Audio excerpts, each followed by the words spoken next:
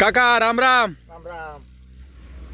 मंडळी, आज आपण आलोत काकांच्या भेटीला आणि उत्कृष्ट दर्जाचा कांदा त्यांनी पिकवला आहे. कांद्याविषयी आपण आज सविस्तर असा थोडक्यात आढावा घेऊयात. कांद्याची साईज फार छान आहे. कांदा कधी लागवड केला होता आणि कसा साठवून ठेवला आहे हा सविस्तर व्हिडिओ दाखवण्याचा आज आम्ही प्रयत्न करू. तुम्हाला जर आमचा व्हिडिओ आवडला तर नक्कीच कमेंट, लाईक आणि शेअर करायला विसरू नका, जेणेकरून शेतकरी बांधवांना अशी आयडिया आणि असं भरघोस गच्च भरलेलं उत्पन्न घेण्याची कला थोडक्यात एकंदरीत माहिती होईल. या ठिकाणी कांदा चाळायला सुद्धा चालू आहे, पाहू शकता.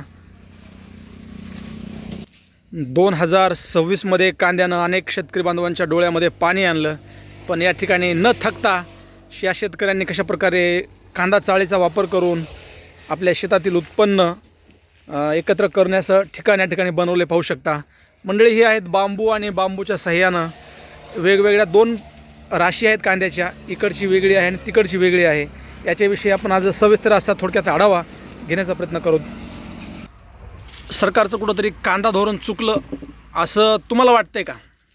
चुकलंय ना सर. काय नेमकं काय म्हणणं काय तुमचं? कांद्याविषयी उत्पन्न एवढं भरघोस आणि सुंदर काढले, कांद्याचं एका वजन जर ना त्याला कुठं निर्यात बंदी सगळी कुठं काय करतात सगळी. सध्या देवेंद्र फडणवीस साहेबांनी कांद्याला काय भाव दिला? दर 12 रुपये 35 पैसे. परवडतो कांदा? 20 रुपये सुद्धा परवडत नाही. 20 रुपये सुद्धा परवडत नाही. मंडळी 20 रुपये सुद्धा परवडत नाही, कारण याला बेजारी भरपूर आहे. खत, औषध, बी बियाणं याच्या प्रत्येक गोष्टीचा खर्च जर पाहिला तर एकंदरीत परवडत नाही असं शेतकऱ्यांचं म्हणणं आहे. आणि महाराष्ट्र शासनानं 12 रुपये 35 पैसे किंवा 30 पैसे असं काहीतरी कांद्याचा दर ठरवला गेला आहे आणि यातनं त्यांना कसल्याही प्रकारचं परवडत नाही त्यांचं म्हणणं आहे. हा कांदा कधी विक्री करता येईल आपल्याला? 2-3 महिन्यांना. 3 महिन्यांना परवडत नाही. दरवर्षी तुम्ही कांदा साठवून ठेवता. शेतकरी बांधवांना तात्काळमध्ये कांदा परवडत नाही, पण तुम्हाला याचा दर भेटतो का? नाही भेटत नाही, पण तरी पण आता ते ठेवावं लागतं. काहीतरी करावंच लागतं. काहीतरी. आणि नाही करावं तर काय करावं? आता 4 रुपये 5 रुपये भाव आहे. 3 रुपये भाव आहे आता. 3 रुपयानं कसं शेतकऱ्यांना जगावं? कसं परवडत सांग. याला खर्च किती केला होता तुम्ही काका? जवळपास आपला 1.5 लाख रुपये खर्च नाही. किती एकरवरती हा कांदा होता? 2 एकर. किती पोते भरतील? 500 होती. 500 पोते भरतील. बेनं कोणतं हे?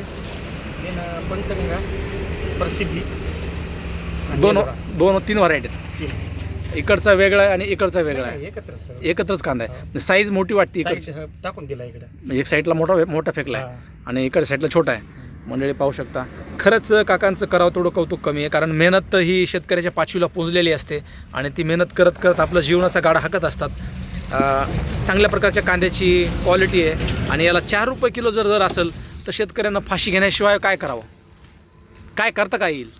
दुसरा पर्याय पर्याय काय? मेहनत कितीही करा, कष्ट आणि खा उष्ट.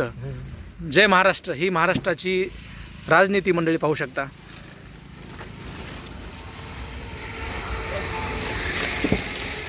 यासाठी तुम्ही खर्च किती केला होता या शेडसाठी? शेडला आपलं 1,00,000 रुपये पहिले लागला होता. 1,00,000 रुपये केला होता. पण किती वर्ष टिकल असं तुम्हाला वाटतं हे शेड? अजून 5-6 वर्ष झालेत. किती वर्ष? 1.5 वर्ष केलं. 1.5-2 वर्ष झाली समजा. मंडळी पाहू शकता, साध्या पद्धतीनं त्यांनी शेडची उभारणी केली आहे. हे बांबू आहेत आणि बांबू पाचटीपासून त्यांनी तयार केलेलं हे शेड आहे. आणि हा कांदा आहे. इकडल्या साईडला कांदा किती दिवसाला चालता तुम्ही काका हे कांदा? आता सुरुवात केली अजून 1 महिन्याला. पुन्हा किती दिवस झाले काढून याला? काढून 10 दिवस झाले. काढून फक्त 10 दिवस झालेत. आणि 10 दिवसानंतर स्थिर झालात. बेजारी पाणी देणं, रात्रीचे दिवस करणं, कष्ट करून काबाड कष्ट करून आता कुठंतरी स्थिर झालात. आणि मार्केटचा भाव ऐकून तर अजून स्थिर झालात. तरी सुद्धा कुठंतरी उमेद आणि अपेक्षा आहे की भाव वाढल आणि भाव वाढल्यानंतर कुठंतरी 2 रुपये आपल्या कष्टाचे मिळतील. नक्कीच मंडळी पाहू शकता या ठिकाणी त्यांची व्यवस्था आणि सुंदर असं नियोजन.